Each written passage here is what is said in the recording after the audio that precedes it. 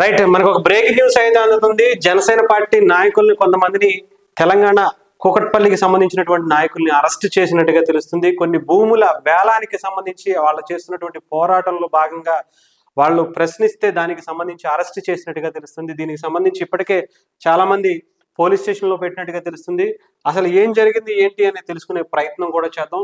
ఇది కూకట్పల్లికి సంబంధించినటువంటి నాయకుల్ని చాలా మందిని అక్కడ కొన్ని స్థలాలను వేలం వేయాలి, అది కూడా రాజ్యాంగబద్ధంగా వేయాలి, లా అండ్ ఆర్డర్ ప్రకారం మీరు చాలా నడుచుకోవాలని చెప్పడం జరిగింది. దానికి సంబంధించి నిన్న మొన్న కూడా ఒకళ్ళకొకళ్ళు తీసుకోవడం, పొద్దున్నే దానికి సంబంధించినటువంటి కూకట్పల్లి ఎమ్మెల్యే క్యాండిడేట్గా ఉన్నటువంటి ముమ్మారెడ్డి ప్రేమ్ కుమార్ని గారిని కూడా హౌస్ అరెస్ట్ చేసినట్టుగా కూడా తెలుస్తుంది. అసలు ఏం జరిగింది ఏంటి అనేది కూడా తెలుసుకునే ప్రయత్నం చేద్దాం. ఒకసారి అసలు దీంట్లో ఉన్నటువంటి నాయకులకి ఒకరికైతే మనం ఫోన్ చేసే ప్రయత్నం చేద్దాం. నాగేంద్ర అని చెప్పేసి మనకి అందుబాటులో ఉన్నారు. ఆయన అడిగి అసలు విషయం ఏంటి అనేది కూడా తెలుసుకునే ప్రయత్నం చేద్దాం. హలో హలో నాగేంద్ర గారు. హలో, చెప్పండి సార్. సార్ ఏమైంది సార్, అసలు ఏంటి, దేని గురించి మిమ్మల్ని అరెస్ట్ చేసినట్టుగా తెలుస్తుంది? అసలు దేని గురించి అరెస్ట్ చేసినట్టు మిమ్మల్ని? కుక్కట్పల్లి నియోజకవర్గంలో ఉన్న హౌసింగ్ బోర్డుని హౌసింగ్ బోర్డు డిపార్ట్మెంట్ వారు ఆదివారం ప్రభుత్వం వారు ఈ రోజు వేలంపాట వేయడం జరుగుతుంది. దీనికి సంబంధించి మొత్తం 24 ప్లాట్లకి వేలంపాట వేయాలని వాళ్ళు డిసైడ్ అయ్యారు. సో ఆల్రెడీ దాంట్లో అవకతవకలు ఉన్నాయని ఒక ప్లాట్ ని వేలంపాట వేయద్దని ఆల్రెడీ హైకోర్టు వారు స్టే ఇవ్వడం జరిగింది.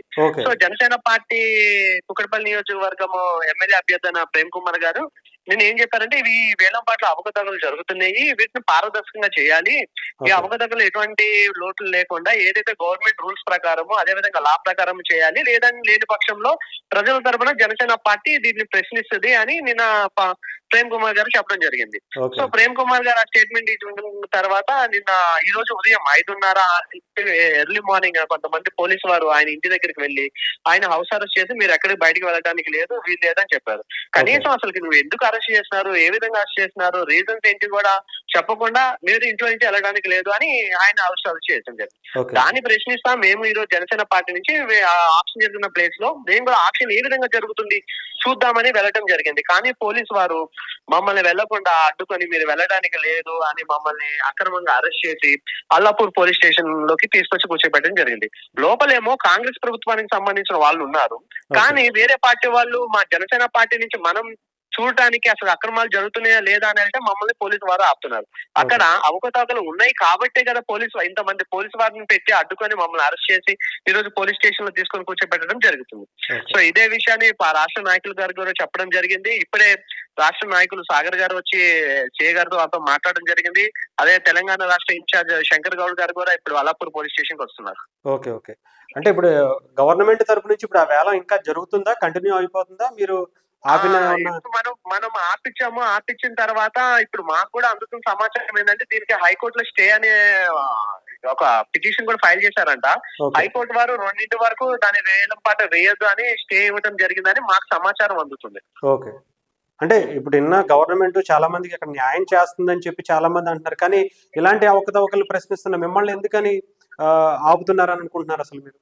గతంలో వీటికి ల్యాండ్ కి సంబంధించి చాలా కబ్జాలు జరిగినాయి. ఆ విషయంలో కూడా జనసేన పార్టీ స్వరం చెప్పి ఇట్లా కబ్జాలు జరుగుతున్నాయి అంటే పట్టించుకునే ప్రభుత్వం గానీ ఇప్పుడు పారదర్శకంగా ల్యాండ్ ఆక్షన్ జరుగుతుంది, వేలం పాటలు మీరు చూడండి.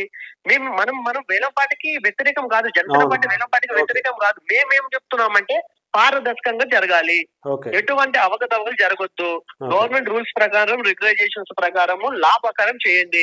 ఏదైతే 10% ల్యాండ్ అనేది అక్కడ ఉన్నటువంటి ప్రాంతంలో ఉన్న బడికో గుడికో హాస్పిటల్ గా ఎలకేట్ ఉంటుంది ఒక 10% ల్యాండ్.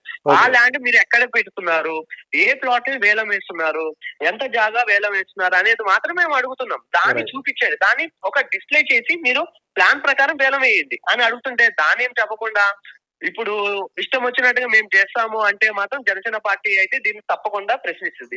త్వరలో కూడా ఈ విషయం గురించి కూడా మేము పవన్ కళ్యాణ్ గారి దృష్టికి కూడా తీసుకెళ్తాం. ఓకే, రైట్ అండి, థ్యాంక్ యూ అండి, థ్యాంక్ యూ. సో ఇదనమాట, అంటే ఒక భూముల వేలానికి సంబంధించి హౌసింగ్ బోర్డుకి ఉన్నటువంటి భూముల వేలానికి సంబంధించి ఆప్షన్లో అక్కడ అవకతవకలు జరుగుతున్నాయి, దాన్ని ఆపాలి, న్యాయబద్ధంగా వెళ్ళాలి అని చెప్పి పోరాటం చేస్తున్నటువంటి జనసేన నాయకుల్ని అరెస్ట్ చేసినట్టుగా తెలుస్తుంది. మరి అల్లాపూర్ పోలీస్ స్టేషన్లో కూడా వాళ్ళు పెట్టినట్టుగా తెలుస్తుంది.